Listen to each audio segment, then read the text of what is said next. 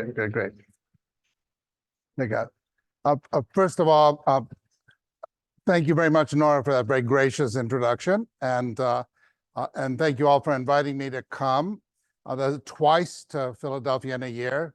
How lucky can I be? Of course, twist my arm. I'll come any old time, particularly if I can stay at Nora Simba's, which is just a very good place to stay indeed. At any rate, as you all know, the Delaware Valley is, shall we say, sort of a magnet for anybody who's interested in horticulture. And every time I come, I find a new arboretum like Jenkins. I knew about it, but only for a couple of years because I've known Tom. And before that, I didn't know it existed. And then I found out there's another arboretum just the other day that I hadn't heard of. And at any rate, you seem to be sprouting gardens like nobody's business. And it's very exciting, especially coming from an area like I do. And I will get to the talk eventually, but I do want to say one or two things. First of all, I sort of started the season in March with the Galanthus Gala, which was quite an experience. I've been wanting to come for years, and then when David invited me, I was stunned because I suddenly realized I actually had something I could talk about. I actually went exploring for Galanthus, and then when I presented my topics that I could speak about here, as you know, I'm the president of the Rock Garden Society, and I deal with all sorts of little tiny, high mountain plants and plants from deserts, and I'm really into South Africa right now, where I've been 9 times, and they asked me to talk about Salvia because that was on the list, and I suddenly realized I hadn't talked about Salvia in 10 years. And so I had to go back, and then I realized I've done a lot with Salvia in 10 years. So I was able to refurbish a presentation I did at a Salvia summit in California. So you're getting a refurbished talk. It's not the kind of talk that you usually hear, because people usually, you're in a wonderful area here with the Rick Darks and the Carl Gersons, who are just, incredibly alluring and marvelous. You're going to get a lot of information. So I'm warning you. You should open up your brain capacity, because we're going to be covering over 100 species. And I know it sounds terrifying, like my friend Lee Radin. Many of you may have known Lee. I have had many friends here in the area, and he used to do talks, and he called them airplane identification, like they do in the Army. You're supposed to identify things. It won't be quite like that, because each one of these has a short story connected with them, because it's a queenly genus. I suppose you could say it's also a kingly genus, to be fair, but it's an unbelievably rich genus. And the truth is that most of us have barely touched the vast waters of Salvia. And I've dipped more of my anatomy in than most people. So you're going to be subjected to a lot of information, because I really love Salvia. So I was thrilled to be able to do this. So we start off, that's obviously, it's a painted lady butterfly.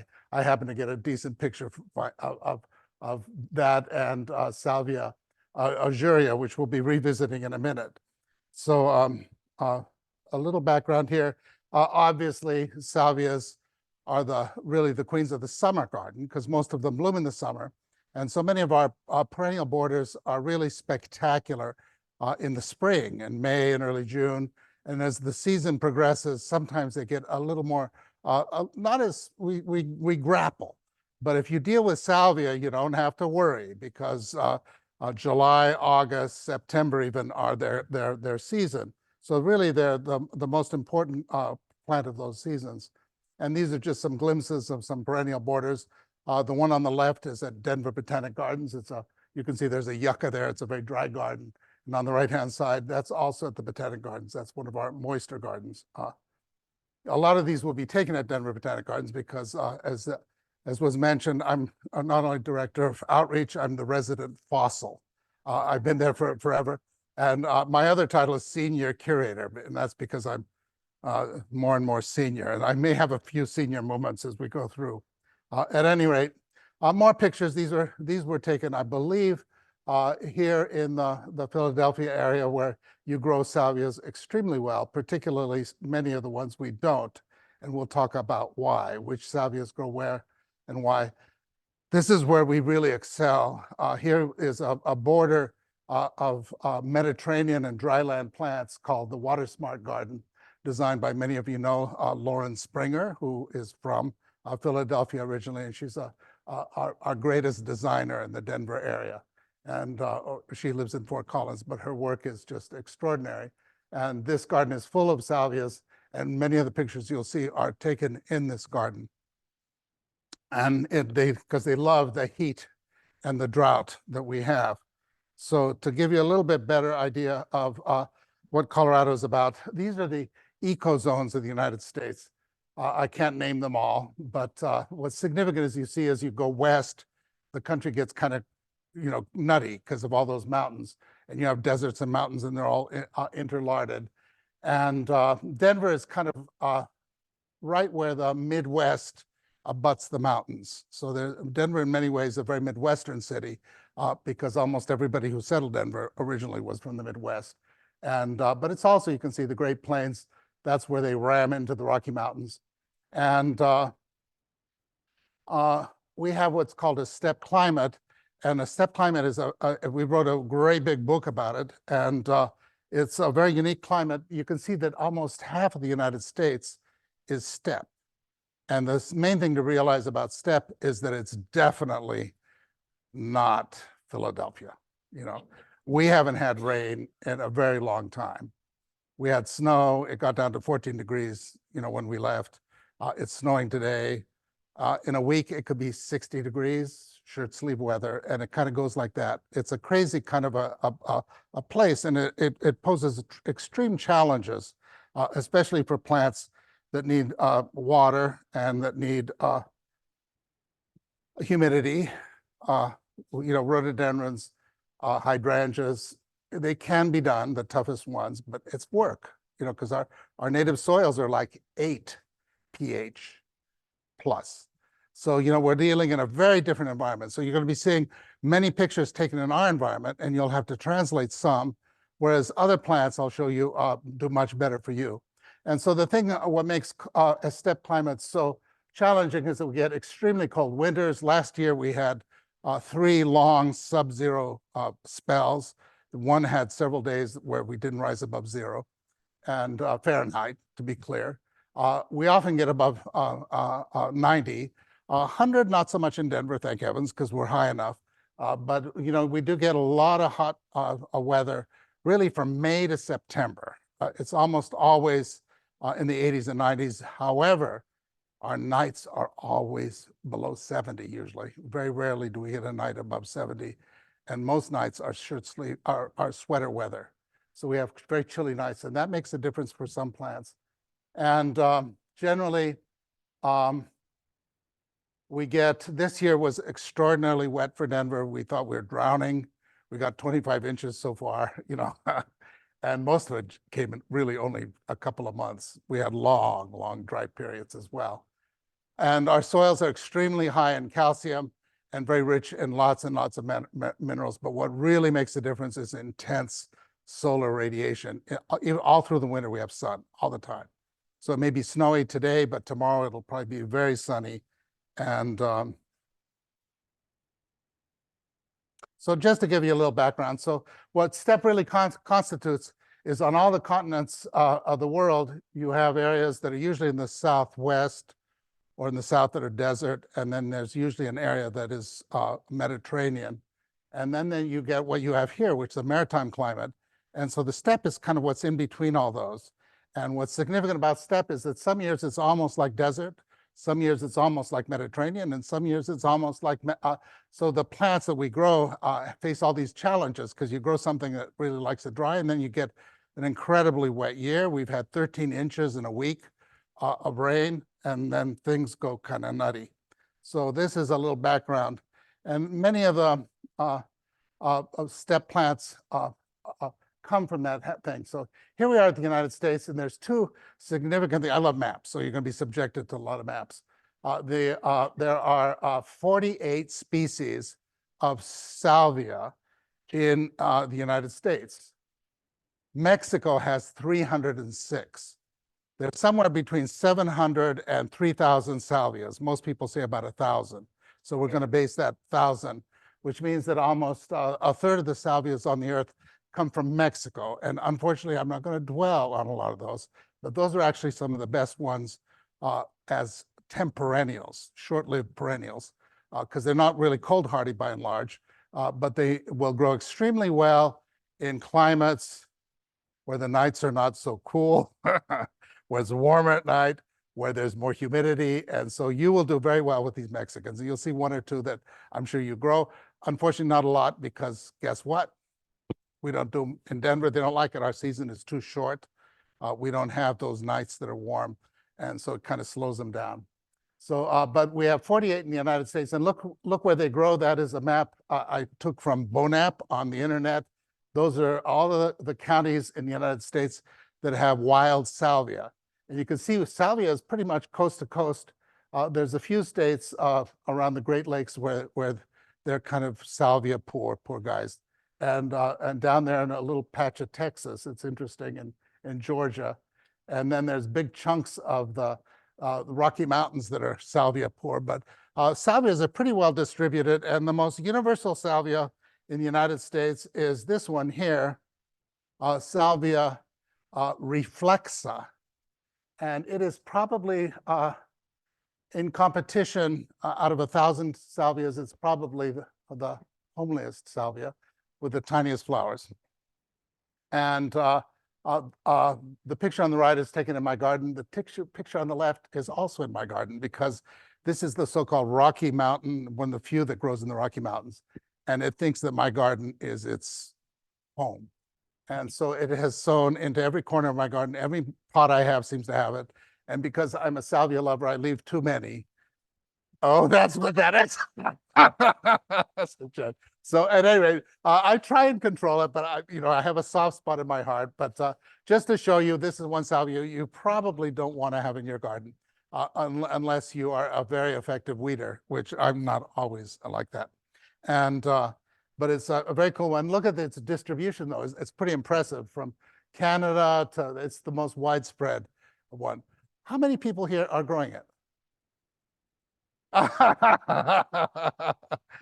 So there's only one or two of you. But I mentioned to you because it is one that if you get it, you will have it probably forever. And but this one is its cousin from a very limited range of Texas. And I just realized I think this is the one I never put a map on. I should have.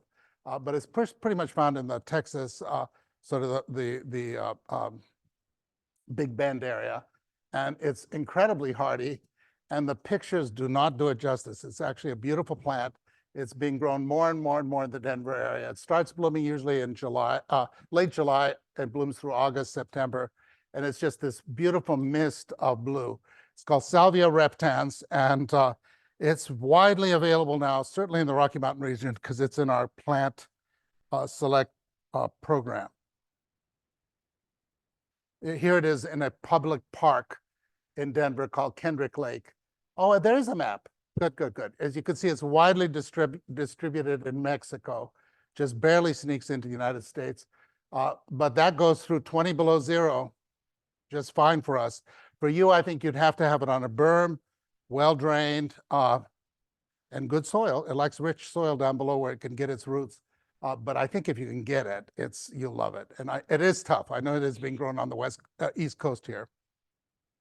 So let's take a look here. And then this is kind of its cousin. One you probably are growing is Salvia azurea or Salvia grandiflora. And you can see its range is pretty wide and extends. I believe it makes it to New York, it looks like. Oh, my heavens, it skipped you. Oh well. Well, maybe you can naturalize it somewhere and they'll have to add it. And at any rate, it's quite variable. You get these paler blues, you get dark blue, you can get a white. That's an albino that occurred in some local garden. And here it is at that Kendrick Lake Park where you saw the reptans growing gloriously. This is the one they call, I think this is the one called Caneb. There's Nebraska, Kansas, and then there's Kansas, Nebraska. And one is Oxford blue and one is Cambridge blue, and I always get confused. if anybody knows to correct them. They were released by a university, I believe, in the Midwest, in probably Kansas or Nebraska. Some of you may recognize my colleague, who I actually hired many years ago, Mike Bone. He spoke at the Perennial Symposium, I believe it was last year. And I asked him how to go. He says, I don't know. He says, those Pennsylvanians, you know, he spoke with Martha Stewart and he said, they have to scrape the barrel. They're bringing in bikers and people who've been in prison, you know. And so at any rate, he, in addition to being a wonderful horticulturist at the Botanic Gardens, he has an incredible private garden. And he had, for a long time, the champion specimen of Salvia pensteminoides. And Salvia pensteminoides was thought to be extinct for about 20 years. And then they started doing work on it. It comes from a very limited area in central Texas. And despite the fact that it comes from this very limited area, it is, there you can see the distribution map. It basically is pretty much between Austin and the middle of nowhere. At any rate, yeah, it's basically in the Edwards Plateau region. That's where it comes from, but it was not found, and now recently they have been finding it here and there, but it's excruciatingly rare. I think it's on the verge, if it's not on the endangered species list, they might put it, but it's escaped the clutches of the government. Many endangered plants you can't grow because if they're not in the trade, they don't want them to be grown. But this one fortunately slipped out and it's been grown. And there it is at Denver Botanic Gardens, where we've had, that plant has been there for probably 10 years. And we've had others. And it's a wonderful plant. It starts blooming usually in late June, and it blooms right into probably October. And it's endangered in nature. And with climate change and with the stupidity of the human race, excepting for the people in this room, it's very likely that plants like this are going to disappear in some of our lifetimes. So one of our jobs as horticulturists is to care about these plants. And I think that whether we like it or not, some of them, the only place you're going to find them one day will be in our gardens. And this is a good example of why we should be growing these things. Well, you're now going to see a plant that I have a hunch a few of you maybe have had trouble with, because this plant was made for us in Colorado. Salvia pachyphylla comes from the high mountains of Southern California. They don't grow it very well in Los Angeles. I once attended a conference at the Santa Barbara, not Santa Barbara, at a botanic garden in Southern California. And a friend of mine, Bart O'Brien, gave a talk on the salvias of California, almost none of which we can grow in Denver. But he came to this one, he said, well, here's the one for Panayoti. And of course, as soon as he showed me this picture, I went, yeah. And I had a friend who was a seed collector, and I was able to get some seed. And you'll see the very first plant we grew. This is in Spokane, Washington, where it's very, very happy. And this is at that same park where they grow these salvias superbly. It's called Salvia pachyphylla, and that is the distribution. Now, what a crazy distribution the plant has. It's only found basically in coastal California in the very, very high mountains of the San Bernardino Mountains, the San Gabriel Mountains. I've seen it because Bart later took me up, and I went up there once in late August, and I saw it above Palm Springs, way up in the mountains there. It's also found, much to my amazement, in southern Utah, where I'd like to go find it someday. It looks like that pretty much from April to frost, because when the flowers aren't there, the bracts are still very showy. Is anybody growing this? This is grown by hundreds and hundreds, if not thousands, of gardens in Denver. It's a very popular plant. It's a shrub, and it's incredibly wonderful to grow. And it would be worth growing, but you'd have to grow it with good drainage. This is in that same park. We have parks in Denver where we grow these things. And they have a big Xeriscape demonstration area. And in the foreground, that's Salvia pachyphylla. That's probably in late June. That's an Agastache in the background. And here it is in my home garden 30 years ago. I planted it 30 years ago. Those plants are still there. This is a house, I sold this house almost, 16, 17 years ago. They persisted with no water, no care, no attention. They're still there. That's Salvia pachyphylla. And well, been through 20 in Denver repeatedly over the years. And last year was the year from hell. I mean, I lost so much last year, you can't imagine. And it came through just fine. So it's cold hardy. Water is another question. For you, you'll have to have it with good drainage. And I'm amazed nobody's grown it here because it's been sold commercially by quite a few nurseries, and it's in the wholesale trade. I mean, this is cranked out by the tens of thousands in our region. And these are just more pictures. The one on the left shows you when the flowers are not blooming, the bracts are still showy. And when it rains, it'll put out some more flowers. On the right-hand side, that shows you the flowers. Incredibly variable in its form and its habit, and quite a few cultivars that have been selected by various people. And almost looking like it is Salvia dorii, which, unlike Salvia pachyphylla, is extremely widespread and abundant and comes in dozens of various forms. I think there's at least 8 or 10 subspecies. This is at Denver Botanic Gardens in one of our Xeric gardens. Now you look at that and you say, well, it looks just like pachyphylla. Don't be fooled. This one only blooms for about a month in April and early May. So it blooms before pachyphylla. They will hybridize, and we've hybridized them. But after it blooms, that's it. No more bloom. So this is through the year, whereas pachyphylla is a bloomer that lasts throughout the whole summer. And this one is so variable. This is a deep blue prostrate form. There's a ton of different forms. And look at that distribution. It's found mostly inland. It's not a coastal plant at all. It's inland, especially in the Great Basin, Utah, Idaho, and Nevada. You'll go in these desolate areas. If you've ever driven the interstates there, most people say, what the heck is out there? Well, that's one of those many things that are out there. That's actually floristically one of the richest areas in North America, is those dry, desolate areas you may have driven through. But if you go through at the right time, in the late spring, when the rains have been right, they can be absolute wild gardens of color, like nothing you've ever seen before, like an expressionist painting. And so that's Salvia dorii. And then there's some that are truly bizarre.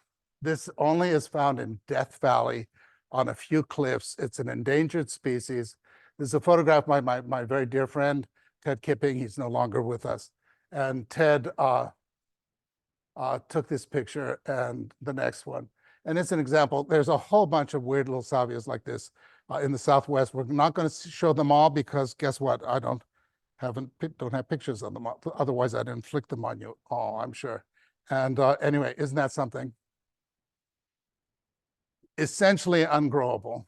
I don't know of anybody who's successfully grown it because it comes from an area that gets 120 degrees in the summertime and virtually no rain except every few years. And it grows on these steep cliffs. And I've never gotten seed because it's endangered and it's not in cultivation.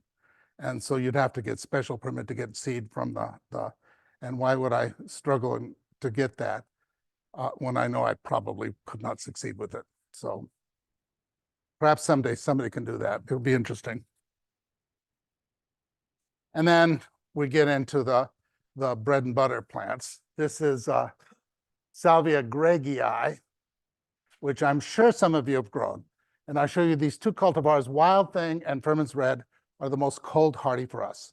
And those are some that we've actually put into the trade through the Botanic Gardens in Colorado State University. Is anybody growing these currently? Charles, how much luck? Have you had luck with them?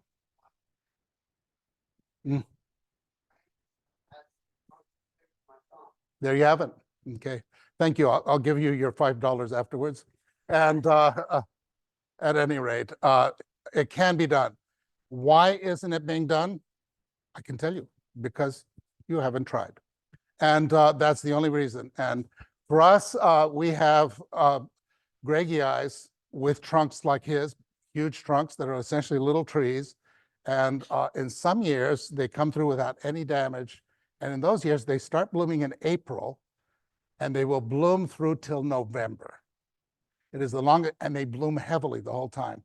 If you've ever been to Arizona, as I'm sure many of you have, or parts of California, these are the McDonald plants that you find at all McDonald's there.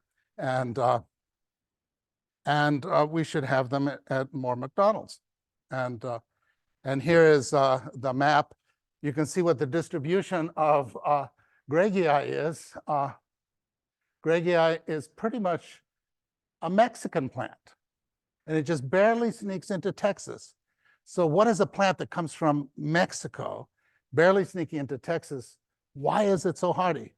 And the answer is, I don't have a clue, because plants are mysterious. And here it is at our nursery called Suncrest, one of the world's great nurseries.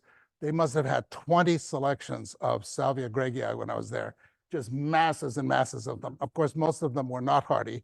I know because I tried them. And at any rate, but they're still worth trying, including these. These are sometimes called the J. mensis group, the lovely yellow group. But in California, you can't go to a hardy plant, essentially. By the way, I've only been invited to speak to hardy plants in Vancouver.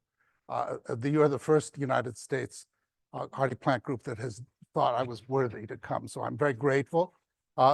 Please tell the ones in Washington, Oregon, and California that I know something. And at any rate, because they've ignored me for decades, even though I keep waving my arms. And at any rate, so here's, I'll bet some of you are growing hot lips. Okay, how many of you have had hot lips make it through the winter? Now, keep your hands up. Charles has them. Look at the hands here. Do you want to know where hot lips comes from? Hot lips was collected by Richard,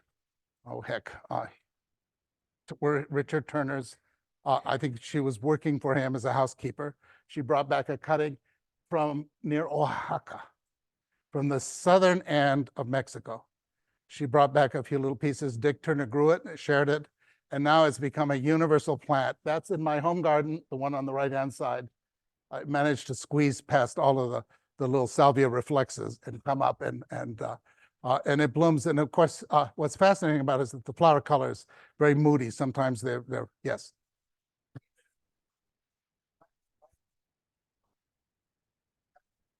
Oh, really? I hate you. No, I don't. Well, I'm glad to hear that, Charles. We better talk. Okay. I need to know what other things here. That's fantastic. So lemon lights has been hardy for Charles, but you got to realize the latest map has you guys as like zone 20, and we're in zone 3 or something. Actually, we're in zone 5, and you're in zone 7 now, I guess. I hate you too. And so here we are. So this is Salvia microphylla, which to the eyes of most of us looks just like Salvia Gregii, but somehow or other there's some morphological differences that are subtle, and you have to be a botanist and no doubt use a hand lens and whatever. But the main difference is that Salvia microphylla subspecies Westlezinii, which grows on Mount Lemmon outside of Tucson, makes it up to about 9,000 feet, and this has been really tough. If you cannot grow Gregii, go for Lemoniae, so-called, or Westlezinii, because that's an extremely tough form. That's the one on the right-hand side, and that's a pale form. We grow a lot of it at the gardens because it's so hardy, so we get it in all different color forms. But that is the hardiest of the Gregii complex. And here's one in our Watersmart garden. It's not a very good picture, but it gives you a sense that it can bloom for a long time. And it's another one that has extremely protracted bloom through the whole growing season. And oh, I missed the distribution. There was a map for it, wasn't there, somewhere in there? Let's look. My distribution map disappeared. Anyway, basically the distribution of microphylla is everywhere in Mexico. It is the most widespread salvia in Mexico. Essentially, all of Mexico is microphylla, and it just sneaks up into Arizona, and that's pretty much it. So it's pretty much another Mexican plant. Most forms of microphylla are not super hardy. Oh, I showed it under, it was under the hot lips, because hot lips is a microphylla. So if you saw the map on that, you should have seen it. So now I got to show you Lamiaceae. If you come to Denver Botanic Gardens, I couldn't find the pictures, but we grow a ton of these blue Greggii looking things. And because there's quite a few of them that have turned out to be hardy now. And I have one of a colleague, and he's created a whole berm that's just smothered with them, and I couldn't prove it. But here's one in my home garden. This is the species Lamiaceae, which again is almost entirely Mexico, just barely sneaking into Texas, but it has been reliably hardy, especially at the Botanic Gardens. Mine didn't last as long. I'm in a colder microclimate, but it has produced incredible hybrids. This is one that David Salmon produced and never released. I took this picture at his garden, and it just kills me because it was the nicest of the Lamiaceae complex I ever saw. And we lost him tragically last year. And here he is with one of the greatest plants he ever produced. It's a hybrid between probably Lamiaceae and microphylla and possibly Greggii, and it's called Raspberry Delight. That's in my home garden next to my pond. And below is another picture in another part of my garden. I like this. I have this all over my garden, and you should have it all over yours because it's really a phenomenal plant. Here it is at Denver Botanic Gardens, growing in the Rock Alpine Garden, although it looks like it's in a desert garden. The cactus is no longer there. But at any rate, it blooms like that pretty much nonstop, June to frost. Raspberry Delight. Has anybody tried that? It's in the trade. Have you succeeded with it? $5 for this gentleman as well afterwards, yeah. So how are you growing it? In pots primarily, yeah. Do you overwinter the pots outside? He brings them in the garage, so that's one outside. But I think if you have the right microclimate, again, a warm, sunny spot where it gets some reflected heat, drainage, berm it up, I think you do fine with this as well. And we got to move along because I have a lot of plants.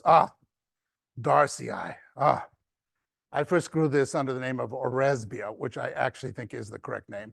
It was distributed by the Yagkadu folks, and it comes from the high mountains of Nuevo León, outside of Monterrey. It has a very restricted range in nature, and that's growing at that same public park in Lakewood outside of Denver. That plant there has been there for over 15 years. And it's growing in this open, completely neglected spot, so to speak. And this is what it does almost every year from June to frost. Just masses of color. That's approximately 5 feet tall and at least 6 feet across. So this is, I would say this is one of the very, very best salvias. Has anybody grown Darcii here?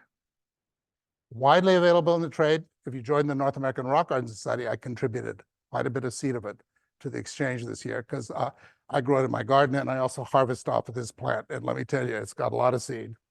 And here's a hybrid produced by Kelly Grummons, is probably the greatest horticultural talent in Colorado, one of the 2 or 3 greatest. He has a nursery that was called Timberline. It used to be the best nursery in Denver, and his partners made him close it down. A story that unfortunately is unfolding here in Pennsylvania with another great place, but that's another story. On the right-hand side, that's his hybrid growing at his nursery when he had it, and it's called Schoolhouse Red. How do you know? Oh, okay, good. God, I was thinking you guys are smarter than I was. And here's a close-up. The last one was the original Schoolhouse Red. It was a spontaneous hybrid between Greggii and Darcii. Here it is at Denver Botanic Gardens in one of our beds on the left-hand side and in my home garden on the right. And then this is just to torment you. This is a rare salvia that is not present on iNaturalist. And my friend Ted took this picture in the mountains of Chihuahua, very high up, where we grow plants that are perfectly hardy. So this should be a perfectly hardy salvia. And guess what? Number one, it's not in cultivation. Number two, it's not even one of the umpteen million plants on iNaturalist. Nobody has ever photographed this in the wild. Sadly, he took this picture with a camera and not with an iPhone. So we don't have the metadata, so we can't locate this exact spot again. But it's one of the 500 incredible salvias in Mexico, most of which have never been cultivated. Here comes a very quick visit to South America. Many of you grow Salvia guaranitica in its many forms. It's actually pretty reliably hardy in most Zone 7 areas. How many have succeeded with this here? And has it come back for you? Very reliable. Guess what? For me, not so much. Yeah. Don't you feel sorry for me? I hope you do.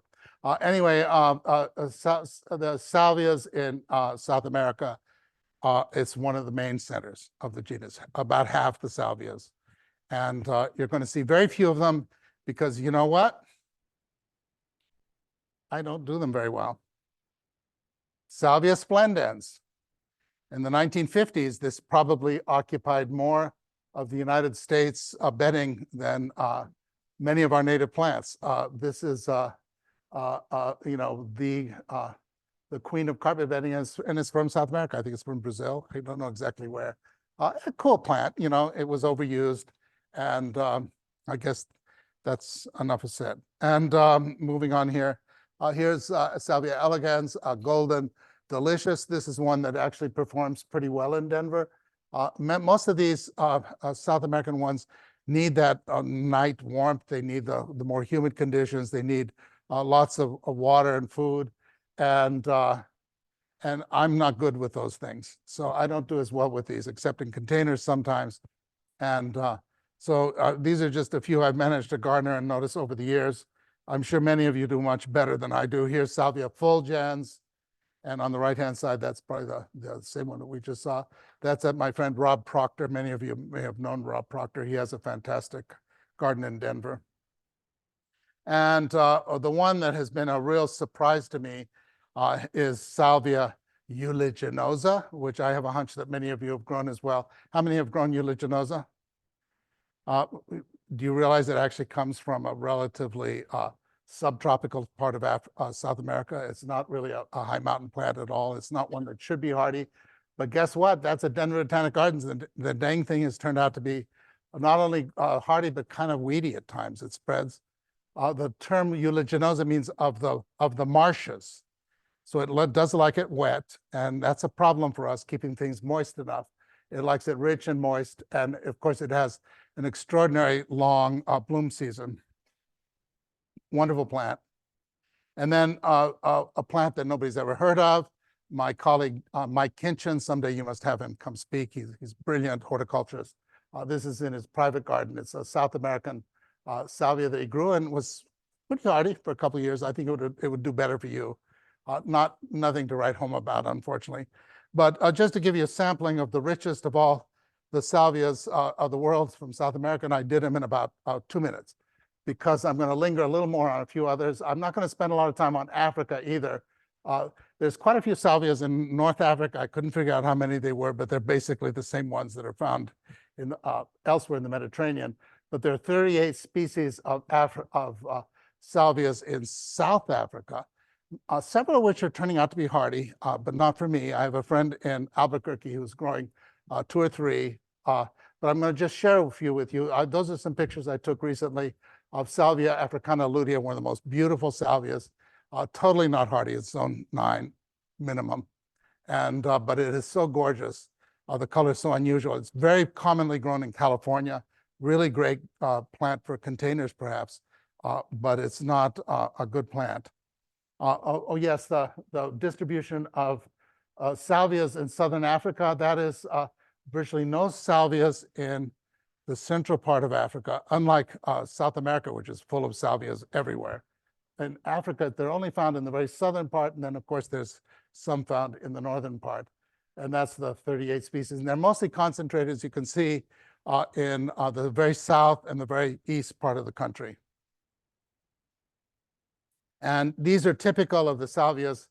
These are some I photographed this past September when I was in Southern Africa. They grow in what's called the Karoo, which is the semi-arid plateau. They do get frost, but not real deep frost. I don't have great hope for any of these being terribly hardy, and they're mostly, I think, of botanical interest, but I had to share them with you. This one's nicer. This one's called Africana cerulean. But again, this one's not even from the Karoo, it's from the Sandveld. So this comes from north of Cape Town near the coast. But it's a beautiful thing. It gets about 4 feet tall, but it's for California. It's a California type plant. But just to give some due to another one of the minor centers, Africa is not a major center. The real meat of my talk is coming now, and it's dealing with 2 parts of Asia. We're going to deal with the one on the right-hand side first, and that is East Asia. And East Asia has 84 species of plants in China alone. There's probably at least another 20 or 30 in Korea and Japan and Southeast Asia. There's about 84 species of salvia in China. And guess what? Most of those would do very well for you. And I have a hunch that many of you are growing some of these already. So I'm going to share with you, because I've been very lucky. I've been to China 5 times. I've been able to see quite a few of these in the wild. And there are some unbelievable salvias in China. So brace yourselves. One of the greatest of all is Perovskia. No, say it ain't so. Perovskia, it can't be. Now, I know that you are like me. We are gardeners. We love to garden with plants, to divide them, to cherish them, to shank them. And then they do that to us. How dare they? Well, you know, get over it. DNA does not lie. Not only is Perovskia salvia, it is smack dab in the middle of salvia. So you can still call it Perovskia because it is in the section Perovskia of salvia. So there's nothing wrong with your calling it a Perovskia, but believe it or not, all the labels of every botanic garden are going to change, because the fact is that salvia, that Perovskia is a salvia. And this is the distribution of Perovskia. You can see it's pretty much found from the Himalayas, mostly from mostly Pakistan, where I've seen it. And I couldn't find my slide to scan. And it goes all the way up to Uzbekistan and Tajikistan and Kyrgyzstan, where I've also seen it. And so it has a pretty crazy range along the highest mountains of the world. But it doesn't grow on the mountains, it grows along the foothills. And in Colorado, there's some people who think that this may be on the noxious weed list, because it's actually spreading pretty heavily from root and even from seed. But I don't think so. I think it's just what we call a vigorous perennial, and which means you better watch out. And but there's an incredible large complex of salvias found throughout the mountains of China, and they all look a lot like this. And Przewalski is one of the names, but I've seen these in the mountains of Western China. Wherever you go in the foothills and the higher mountains, you'll see salvias. They're these big bushy things with big heart-shaped leaves and pink or lavender or purple flowers. And they are plants of part shade. They grow in woodland gardens or in a perennial border. And once you got them, usually they last for a long time. And how many of you have plants that look like this in your garden? I'm not seeing any hands. Not even you, Charles? Oh, you're in big trouble, because you're missing a pretty incredible group of plants. These are not showstoppers yet. But wait and see. The next one is definitely not a showstopper. This is Salvia aérea, however you pronounce that. I photographed this 2 years ago. No, wait, in 2018, I photographed this in Yunnan at about 12,000 feet at Lake Tianqi. And it's a restricted, that picture is the approximate range. There was only one record of it in iNaturalist, I believe, when I checked it up. So it's not a widely known plant, but it's kind of interesting. It has these white flowers, but it has those typical kind of heart-shaped leaves that you find in so many of the ones from there. This is one which is in cultivation. I don't think it's going to be a really fantastic plant, unfortunately, because it is quite spectacular. It used to be called Bulliana. The correct name for it is Flava. I photographed this near Lake Tianqi as well. It's about very high elevations, about 11,000, 12,000 feet. It needs cool nights. We've grown it in Denver. It's persisted in a kind of a woodsy garden for a couple of years, but it thrives in Europe. It does very well. It's grown widely in England. And those are the records of where it's been found. You can see it's found in Yunnan, and then it's found up in Sichuan in the mountains at fairly high elevations. But one of the great, great salvias.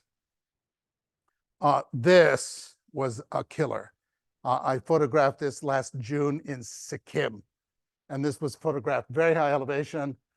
And it's a beautiful thing. I don't know if it'll be adaptable or not.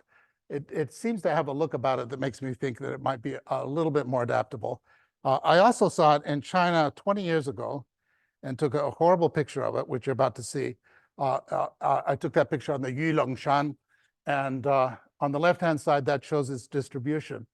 It's pretty much found just from Nepal, Sikkim, and they don't even show the one from China in that.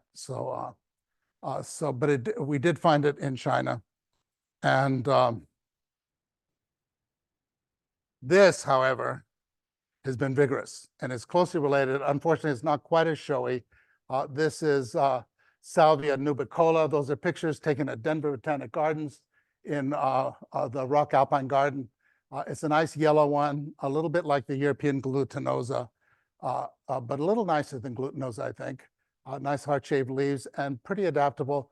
But again, that weird little range, basically along the Himalaya, but not high elevation. This is more of a middle elevation plant. But I think it's one that's going to be pretty tough. And we have distributed seed of that in the past. This is one, this is a picture. I think I got this off the internet. I should have given credit. Almost all the pictures you're going to see are mine, but this is one I think is well established in horticulture. It's from Japan. And this is doing well, I know, in some gardens on the West Coast. So you are growing that, koyame. This one I have a hunch would be a winner for you all. If you're, are many of you growing this yet? Oh, I see quite a few hands. And is it pretty reliable for you? Oh, well, I better get pictures from you all so I don't get sued if I show this again. And this is the one. It's growing at Quarry Hill Botanic Gardens, which they're now calling the Sonoma Botanic Gardens.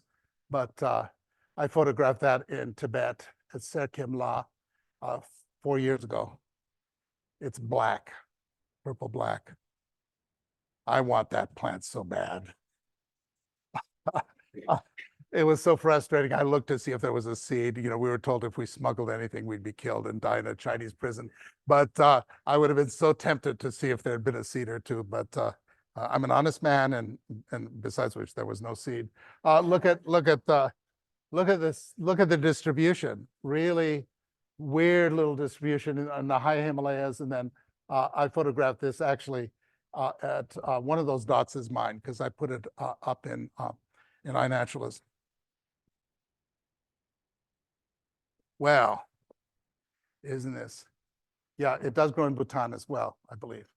Yeah, it's Sikkim, Bhutan. It's found all along there. I'm sure that there's jillions of them because if you look at that range, the trouble is that so few people are going into that area and photographing or researching, and that area is so rich.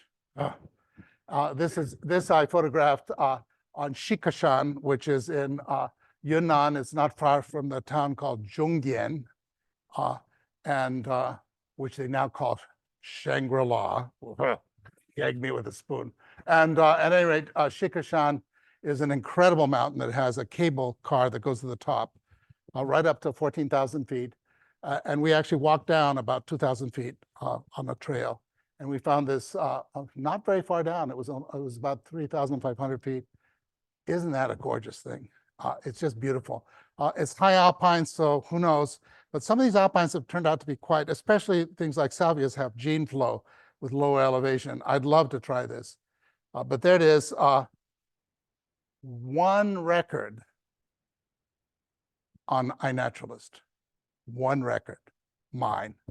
And that's it. It's really sad that so many of these plants are so poorly known. This one is a winner. How many of you are growing Miltiorhiza? Well, you are missing one of the most important elements of the Chinese materia medica. This is used in China for cardiovascular disease. It's used for pulmonary disease. It is one of the most commonly cultivated plants in China for medicinal purposes. And look at its range. It's essentially everywhere in China. And guess what? That's in my home garden. The damn thing's easy to grow. Just plant it next to, well, you can look and see there. I have some peonies in there. There's some heucheras. Actually, there's a big clump right around the corner of Spigelia marylandica. So, it just wants your kind of conditions. And it blooms all summer. It's actually quite a lovely thing with really attractive flowers. It should be standard, and it is being sold by many mail order nurseries. So if you make a note of Miltiorhiza, that's something you can certainly grow. And who knows, maybe it'll save you if you have a cardiovascular or lung disease. And here's one I photographed on a mountain called Hongshan in Yunnan province, and I cannot key it to anything. So who knows? It might be new. I have no doubt that there are dozens of undescribed salvias in China and elsewhere. And then there's Salvia wardii. I photographed this at 16,700 feet. This is on a pass called Dongala, which is one of the highest passes in Tibet, and it was not too far from the top. There's our bus, and there it was, and we saw this from the hillside, and we all went crazy. There were 20 of us on the bus, mostly all Europeans except for me, and they were all just sitting there drooling because those flowers are enormous. This whole plant is almost 3 feet tall, so you can imagine how big those flowers are. Oh my gosh, would I love to grow that? Guess what? I'm not growing it, and nobody else is either. It's not in cultivation, never has been. And I think I'll go back for a second because I think somewhere in here, what happened? My map disappeared. I know what happened. It's not in iNaturalist. Nobody has ever put it into iNaturalist. This one, that is Chris Chadwell, and he gave me this picture of Salvia hyans, which is cultivated in England to a limited extent, and it turns out it's pretty growable. It's much handsomer than Chris, who's kind of scary. And at any rate, don't tell him I said that, and which doesn't matter. He's hard of hearing. And at any rate, here is this is I was very lucky to find it in Tibet. This is growing on Serkimla, and it was only at 10,000 feet, and it was growing in the woods. I think this plant is going to be a plant that we can grow. So I'd look for it. It's cultivated in England, and I think Botanic Gardens have it there, and I'm looking for it. And you may beat me to the punch. I think it's going to be one of the best cultivated salvias. Isn't it amazing that all these things are out there? And then Salvia moorcroftiana, widespread in Pakistan and in Kashmir, and it grows all the way up to the Karakoram Mountains. And it's a wonderful plant, well established in cultivation. I've grown it for years. That's in my home garden. Attractive thing. It's not the most striking in the world, but it's been used to hybridize an incredible plant, which is widely available now, which you can grow. And we'll see that in a minute, because it's hybridized with something from the other side of Asia. And this is the part of Asia that I am most interested in, and where I've actually done some of my best work. Central Asia and the Mediterranean are really one of the strongholds of the genus, and this is where the plants that many of us associate with salvias the most come from. Turkey has 99 species. I'm sure they have 100. They probably have 120, because Turkey has not been as well explored as it might, but Turkey is an incredible stronghold, and the Turkish salvias are my thing. I'm just nuts about them. And over here, oops, we should go back, because interestingly enough, there's 250 species of salvia found to the left-hand side of that sign, of that line, in Europe and in Turkey and in Central Asia. And you can see it's half as many as are found in South America. The difference is that almost all of these are extremely cold hardy, and most of them have garden potential. And what is crazy about it all is that we all grow just a few of them, like this one. Rosmarinus? I mean, it's not Rosmarinus. It is Salvia rosmarinus. Guess what? I know. I bring you bad tidings, don't I? You have to cross off your perovskias. Now you have to cross off your rosemary, because guess what? Rosemary is a salvia. It's a salvia. And genetically, it maps out smack dab in the middle of salvia. And so you might as well I know it's depressing. I hope none of you have suicidal tendencies. If you are, that's why we have gardens, because we can dig them into the ground, right? Now, those are all the sightings of Salvia rosmarinus in the world on iNaturalist. Guess what? Those are 99% of those are in gardens, because it's such an important plant. It's grown all over the world, and all these silly people are taking pictures of them in the garden and putting them on iNaturalist. iNaturalist is not about what's growing in your garden. You should be doing wild stuff, because in fact, Salvia rosmarinus is pretty much restricted to Portugal, Spain, and just the southern Mediterranean around France. It has a very narrow range in the Western Mediterranean. So it's kind of stupid to have, they've destroyed the whole naturalist thing by doing that. So I show you that because, you've just seen probably 30 or 40, maybe even 50 salvias that nobody's ever heard of. And yet everybody's growing this one. Okay, it's useful in our things. It's a beautiful thing. But the other ones are just as beautiful. How come everybody grows this and nobody grows the others? And it's a pretty obvious thing, because we always do what we know. And somebody succeeded with this thousands of years ago and kept sharing it around, and pretty soon we all have it, and we all love it, and we just have not looked beyond to see that there's other plants that are every bit as worthy, and perhaps even more so, as you'll see. So here's, these are the whole group that I'm sure if I asked you, everybody in the room will raise their hand to grow that. I've grown Superba, I've grown this one, I've grown Transylvanic, I've grown, and they're all fantastic. And they're all basically a big Grex that's found from Central Asia all the way to Europe. And they've been segregated into all sorts of different species. There's pratensis, but there's also stiposa, there's also a whole bunch, and they're all basically kissing cousins. And they're great, and they've had their due, and you'll find them in every garden center in the Northern Hemisphere, and probably most of them in the Southern Hemisphere. And there's a reason for that, because they're great garden plants, but you don't need to hear about them from me. So we're going to ignore them, and I'm going to show you one which I think you should grow. And this is actually available commercially. You can buy it as seed and also plants. The picture on the left is taken in the Rock Alpine Garden at the Botanic Gardens. Actually, so is the one in the right. And I grow it in my home garden as well. And look at the range. And those are wild. Nobody's cultivating those. Those are actually wild. It has a huge range from the Balkans all the way up into central Russia. And guess what? It is tough as nails. So is anybody growing Salvia nutans? Yes. It did not come back. Just give it a little more drainage. It's actually a meadow plant, and it has pretty much the same range as most of those pratensis types. And I think once you get it and grow it a little bit, and especially if you collect seed off your own plants, you will develop a strain which I think will be indestructible. And it's a graceful thing. Those flowers last for about a month and a half, and they kind of droop. They're kind of cool. And I highly recommend it. I know it's being grown extremely commonly right now in Central Europe, in Germany, and in Austria, and places like that, because that's where I got my seed. Okay.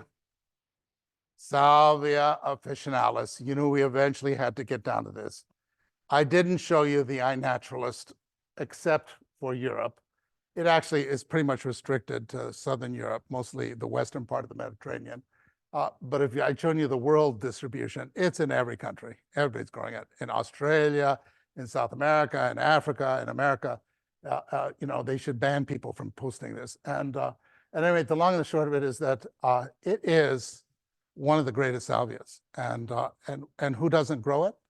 I won't embarrass you by asking you to raise your hand if you've not grown it.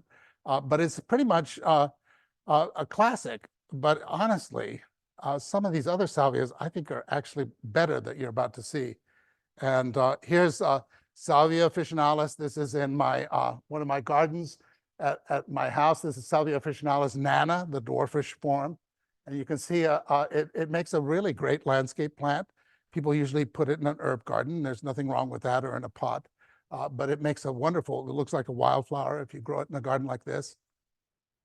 So it has many skills, but ho-hum, it's kind of like been there, done that. And then there's Salvia verbenacea, and look at the range on that. And I have a hunch that's pretty much wild range because it's really a nasty pest. And I show you this because there are some nicer forms, but many of the forms I've grown have been very spready from seed. So I do not recommend this. I think this could become a maintenance problem. So again, one plant that's overdone, and then this one is probably one to avoid. And then there's this one.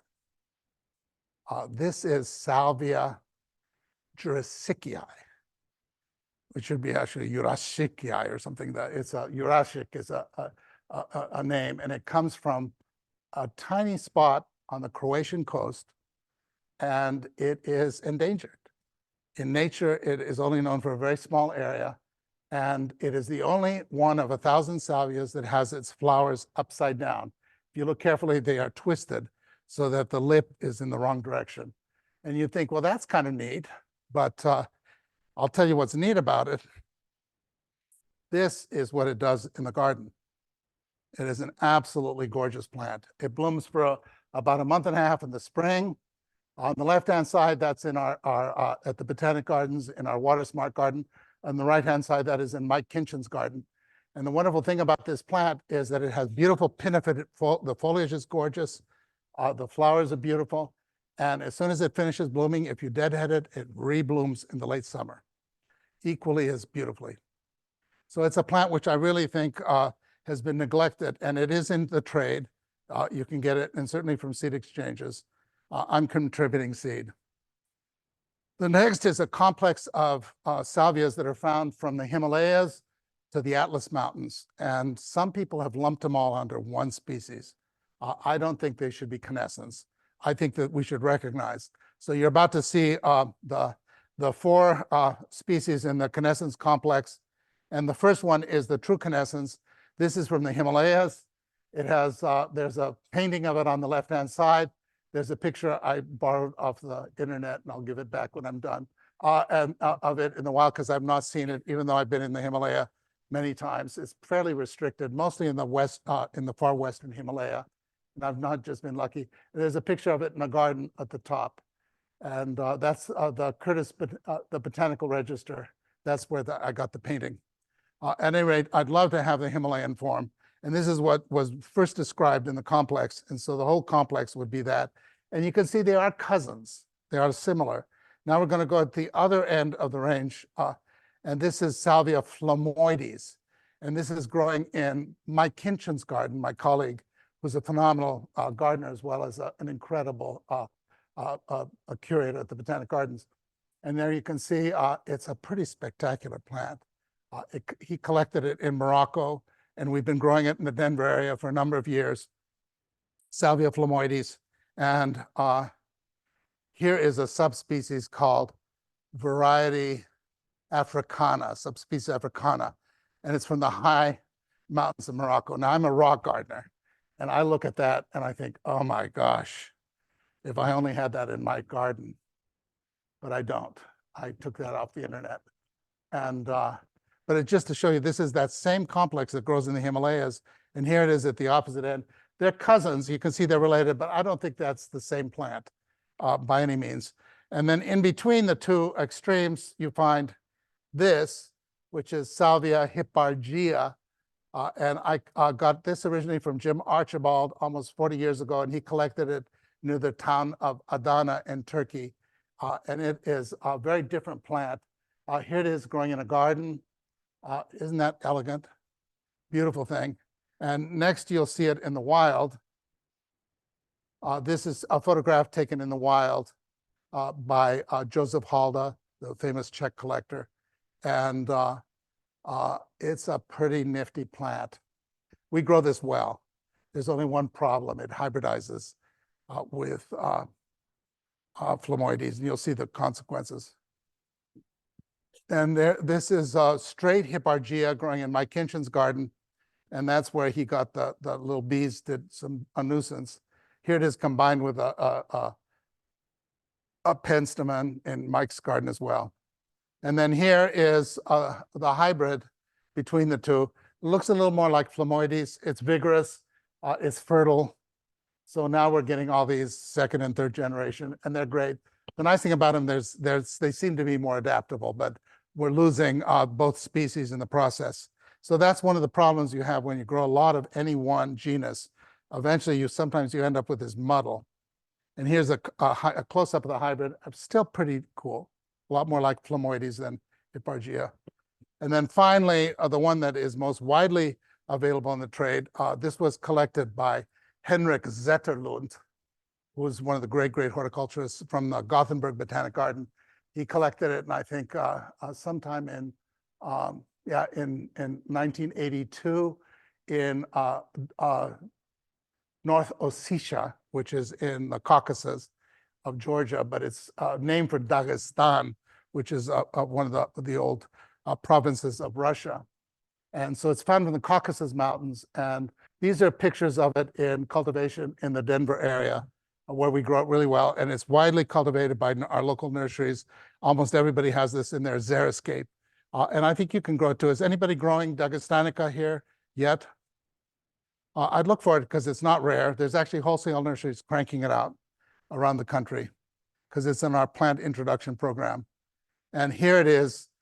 When it's really happy, it'll do this. You can see the silvery leaves, and that's growing in the private garden of one of my friends, Mike Barber, one of the really fine gardeners of Denver, grows it like crazy. So that's another one to look for. So you have these four species, which I think are quite distinct. And then finally, this is Jim and Jenny Archibald. We're going to whiz through because in the course of their life, they introduced a ton of plants, most of which we have grown for a while. Some we still have. We still have Vergata, not the showiest of salvias. That's from them. This is one Polystachys, which grows in the far east of Turkey, and unfortunately, we lost it, but it was a real beautiful species. Here's Salvia potentillafolia. We had that for about 4 years. That's taken at the Botanic Gardens. That's from Jim and Jenny Archibald's collection. That comes from Western Turkey. Here's Salvia macroclamus. I had this for years and years. This is in my first house. I had a little xeric garden, and I grew this, and this was everybody's envy. It produced, unfortunately, very few seed, and after about 10 years, I lost it. I'm dying to get it again. Macroclamus has got to be one of the most beautiful salvias I've ever grown. Wasn't hard to grow. Here's a closer look of it with these interesting creamy bracts and those wonderful flowers. Salvia rosifolia, pretty much from northwestern Turkey, pinkish flowers, nice evergreen mound. Nothing to write home about, but you should know about it. And Salvia Smyrnea comes from the far west of Turkey near Izmir, And it comes in a lavender and a white form. And we've had this in the Denver area for quite a few years. This is in my home garden. Salvia Smirnea. Salvia tomentosa is basically the Eastern Mediterranean form of the common Salvia officinalis. The difference between this is that this has larger leaves, a little bit looser habit, very easily grown. It's basically officinalis with a little bit looser habit, but a lovely plant, tough as nails. We've had, that's in the Rock Alpine Garden at Denver Botanic Gardens, where we've had it forever. Surely somebody must be growing tomentosa. You must get it. It's a lovely plant, evergreen and adaptable. And here's the gem for rock gardens. If you have a rock garden, you need to get this. I know it's growing in Massachusetts. At Elizabeth Zander grows this beautifully. And maybe if you go to Massachusetts, oh, you went to Massachusetts. So if you go back, you should visit her garden. It's phenomenal. And also, what's her name? Another friend there. At any rate, here you can see it. These are in some of the gardens in Denver where we've grown it for a very long time. There's a lavender form. Jim Archibald, who was one of my heroes, tremendous loss. He died about 12 years ago. Jim had a picture of this that was bright yellow that he photographed, unfortunately never introduced. So there's a bright yellow form of this in south central Turkey that is not in cultivation. This is at the Botanic Gardens, I believe. Yeah, this is in the Botanic Gardens. And this is the one in the upper right is in my garden. The lower left is in the garden of the Barb Horvitz. She and her husband published for about 20 years the Garden Railway magazine. And that's their railway that appeared in their magazine all the time. Anyway, they were they're great gardeners and who live about a mile away from me in Denver. And here's a close-up. You can tell I like the plant. I hope you like it too. It's well established. We sell it at our plant sale every spring. It's been grown by people in the Denver area. And I put seed of it most years, not this year, unfortunately. I didn't get enough to put in exchange. Maybe 3 weeks a month. But the leaves are beautiful and they're evergreen. So it's lovely. It makes a wonderful mat. And they're very, very wonderful fragrance. One of the great plants. And it's one which is firmly established in our area. I think I have 5 or 6 of these in my garden. And then another plant that I tried to get into the Plant Select program. I think this is one of the finest salvias. This is on the left-hand side. We have a big border of it in our rock garden. Those are a close-up of the flower. You can see it has incredible bracts that turn a deep, vivid red, purple. I've seen this growing in dozens of gardens in England. That was the first time I saw it. I had to have it. And then the Archibalds offered seed of it. And this is Salvia multicaulis, widespread, not only in Turkey, it also grows down into Syria and Lebanon. So it has a wide range, and I think maybe even Israel. And it has a wide range in nature. And this is a close-up showing those incredible purple bracts. And in the right light, if you get the right clone, they could be almost scarlet. And then one of the most beautiful of all salvias, Salvia indica, which was mislabeled because Linnaeus didn't know that it didn't grow in India. It actually grows it has a fairly widespread range in all of Central Asia, actually in Western Asia. The black there shows you its overall range. Just sneaks a little way into Turkey. That's at Denver Botanic Gardens where we grow it quite well. It's a very lovely plant. It's the first salvia to bloom. It usually blooms in April. It just pops up like a bulb, blooms, and then it goes dormant and doesn't appear again until the fall. It's a problem because for most of us, a plant that disappears all summer sometimes disappears forever because we planted something on top of it or over it, and it doesn't really like that. On the left-hand side, that's what it looks like in our garden. Kind of spindly, if you get a bunch of it together, more of an impact. It's a plant that you want to look at those flowers close up.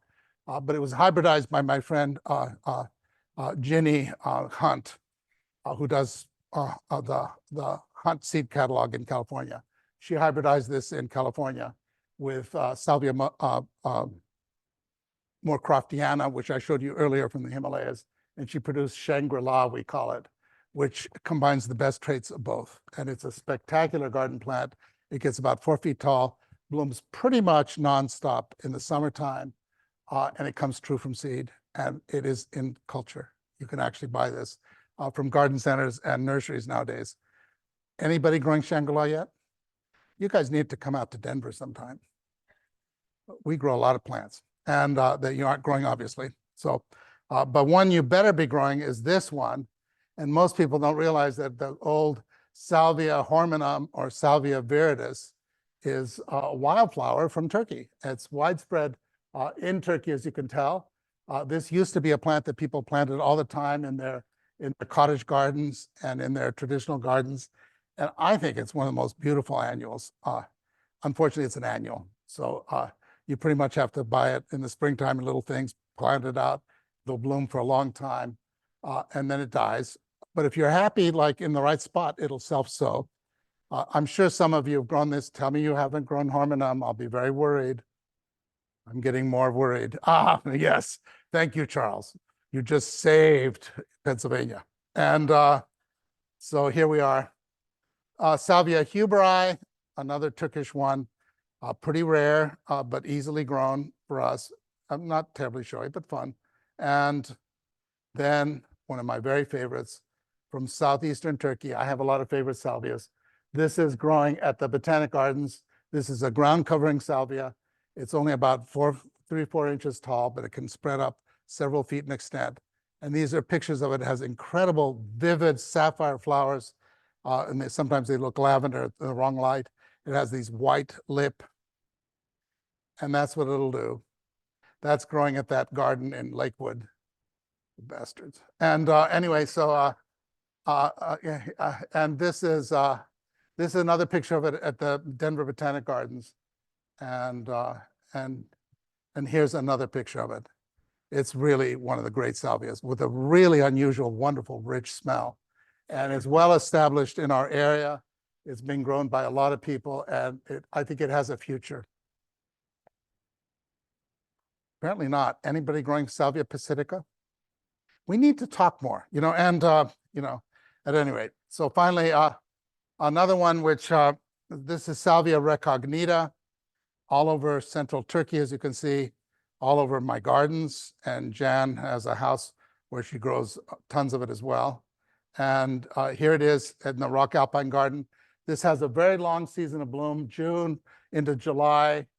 Beautiful evergreen mounds of pinnate foliage, very distinctive, extremely adaptable, long-lived, not hard to grow. And oh, we've already advanced.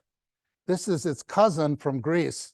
That one's Turkish, this one's Greek. This is Salvia ringens, which gets about 6 or 7 feet tall when it's happy. Blooms pretty much nonstop from June to frost. There it is in the middle of the Rock Alpine Garden. And you can see that's in my home garden where I took a close-up. Beautiful little plant. Gorgeous rugose leaves that are almost leathery with pinnate, wonderful mounds, evergreen mounds. Wonderful, wonderful plant. And there it is at Mike Kinchin's where he has a big mass of it. And here's another view of it in his front yard. And here it is on Mount Olympus, where I photographed it at about 7,000 feet. It's very common on Mount Olympus in the montane lower elevations. This is being grown widely in European gardens. It's very common in Germany. I've seen it, and I've seen it elsewhere. And there it is in the wild. It's in northern Greece. Those dots at the bottom above Athens, where it says Greece, are Mount Olympus. That's the southernmost. It's found on a few other mountains up into Bulgaria. And then it pops all over the Ukraine. Go figure. Isn't that weird? That dazzles me. And I looked at those specimens because you can zoom in on them that's on iNaturalist, and they are ringens, to my shock. What a weird distribution. And none in Turkey, which is really strange. But at any rate, wonderful, wonderful plant, and a very adaptable, long-lived. And this is one that should thrive for you, but only if you want a plant with gorgeous foliage that blooms for months. I don't know if you need anything like that. And but if you do, this is one to write down.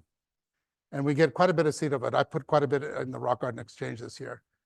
Salvia cronenbergii, extremely rare from down in southeastern Turkey in the middle of what should be Kurdistan. And at any rate, unfortunately, not in cultivation. That's a picture I took off the web, but one I had to share.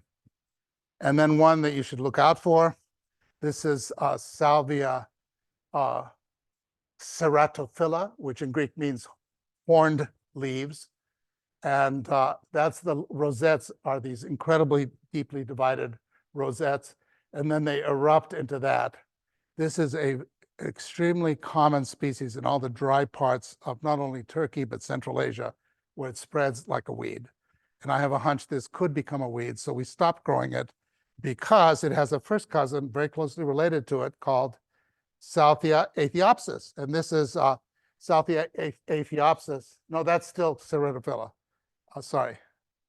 This is Salvia aethiopsis, and that's the distribution of aethiopsis out of the floor of Turkey. And you can see it's pretty widespread. I'm sure there's a zillion dots that they're missing. And here it is at Denver Botanic Gardens. It makes a huge candelabrum. It's obviously a cousin of Salvia. Oh, no. I made a mistake. No, that is aethiopsis. Very closely related to Argentea, but Argentea is not as weedy. This one can be weedy, and I'll show you how I know that it can be weedy because I'm not responsible. It became weedy long before I grew it. This is near the town of Boulder where I grew up, and that's one out in the wild. It is gorgeous. It's the kind of plant you look at that and you think, boy, wouldn't I like to have that in my garden?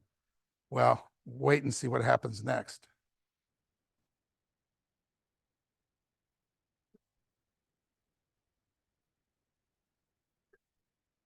The seed heads break off and they're tumbleweeds, and they tumble and they scatter seed. The Colorado Native Plant Society has spent many, many hours, and it's now been pretty much eliminated. But it was so pretty. You have to admit that's oh well, that we don't grow it, and you can see why. But that tells you one of the dangers of growing plants from similar climates is that sometimes they're a little too happy. So you have to be careful which ones you grow. However, Salvia argentea, which is a cousin to both of those, is incredible. This here, it grew for many years. That's my front, leading up to my front door at our house. We had a big masses of it, and you can see the leaves, of course, are the most ermine, wonderful. I can see a lot of you nodding. A lot of you have grown it, haven't you? Raise your hands. I want to see it. Yeah. Isn't it an awesome plant? It was listed as being a biennial. And but if it's grown in a rock garden type conditions, gravelly conditions, we have had it survive for over 20 years. So the Guinness Book of World Records ought to take note of that and note that it's the longest lived biennial that you'll ever grow. It's definitely not biennial in our climate. Now, in your climate, it may not be as long lived, but if you give it that kind of right spot, like a crevicey type spot, I have a hunch it would be more perennial for you. Yes. I don't deadhead it because I save seed, but it doesn't matter. It comes back just as strong. You know, it loves our heat. It loves our dry heat. And so for us, it's a long-lived. For you, I think you have to be a little more cautious. It's like when I try to grow an azalea, you know, I have to be really careful of how I site it, but I have azaleas. We've grown azaleas for decades. And so you can do it, but that's what's called being a true gardener.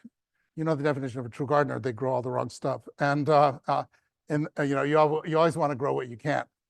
And finally, I had to show you this one. This is a cousin of all the ones you've seen. It's called Microstegia. It's very rare in Turkey. It's only been recorded once in one little tiny area. Looks a lot like Argentea, but it's not. It's different. And we grew that one then for a while. And then the pint-sized one. This is called Candidissima. And this is subspecies occidentalis. There's another subspecies that looks just like it. And this is growing in my home garden. And here's a close-up. Very nice. It's essentially a little tiny form of Argentea. And here's another weird little cousin in that group. This is called Frigida. And this one has kind of greenish flowers, not as showy, but beautiful little rosettes.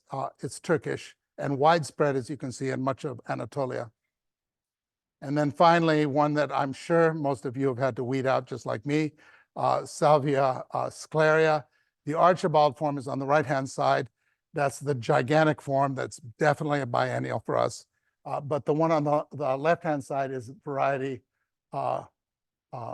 Turkestanica, which is a long-lived perennial for us. And both of them are incredibly spready. So we've been trying to eliminate this out of my garden for years, and I fail. And every year when it's in bloom, you look at it and you think, thank heavens if you made it, but I'll keep them from going to seed, and then you forget. And the next year you're weeding them out again. So is it weedy for you all too? Yeah, but what a beautiful weed. And finally, in this group, I had to show you this picture. I took this picture about 30 years ago in Sir John Thoron's garden here in Pennsylvania. He was growing this form called Vatican White, and I was just dumbfounded. I have gotten seed of Vatican White from seed exchanges ever since I had this image, and I've never gotten a good form like this.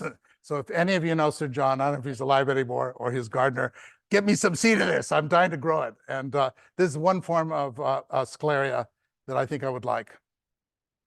And finally, well, not finally, we're going to zip through a few more. This is Salvia cyanescens, widespread in Anatolia. You're going to know more about salvias than you ever dreamed possible.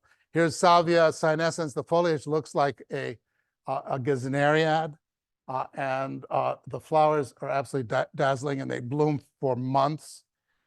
This is in Jan's home, where it makes an incredible display and got into the Salvia book. If you buy John, what's his name? At the Q Salvia book, you'll see this in her garden. And here it is at the Rock Alpine Garden. It makes this incredible cloud of lavender blue.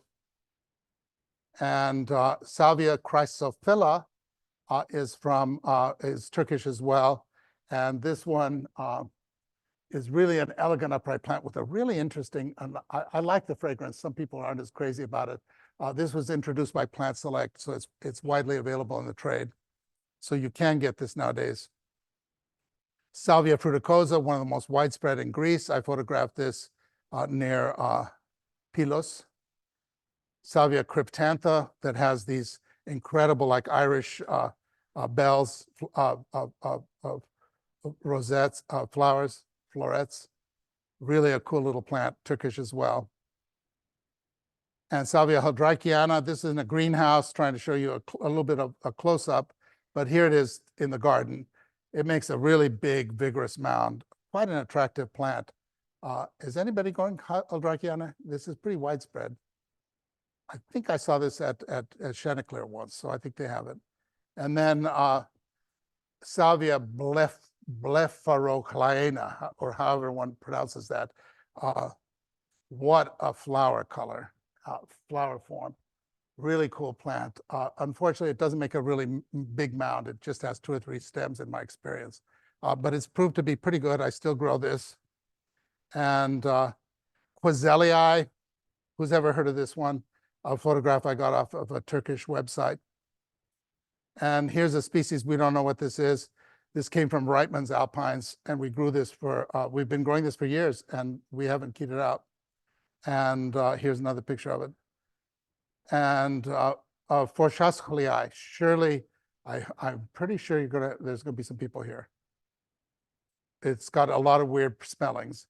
This is widespread in northern parts of Turkey that are quite moist. I've seen this growing on near Bursa on Uludağ, where it grows at only about 1,000 meters. And I know this would be a great plant here.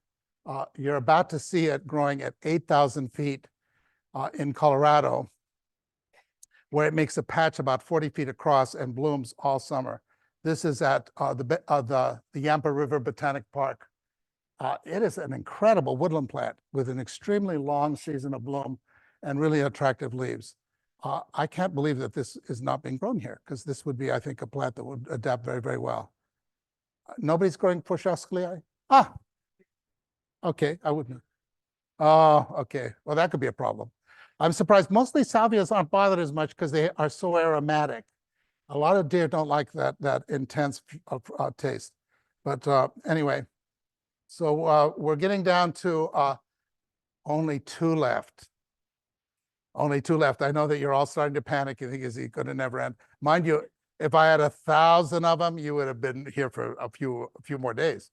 And I took that picture last June in Uzbekistan. Last May, rather. I took that in May in Uzbekistan. This is Salvia busharica. And here is a better form. This is off the internet. This is from Iran.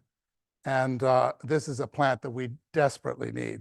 The form from Uzbekistan, which I saw was in a sort of somewhat shady area, and I think it wasn't as robust. But boy, wouldn't that be a wonderful plant?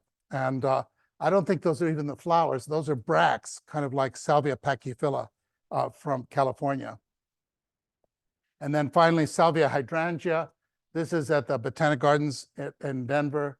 A very rare plant in Turkey, but I think it's more widespread.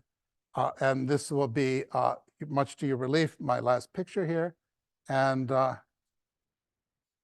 so this is the one that, the Holy Grail that we have been desperate to obtain.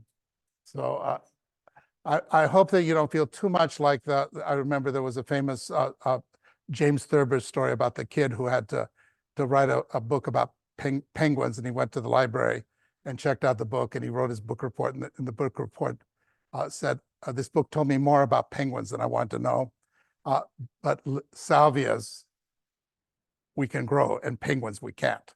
So thank you.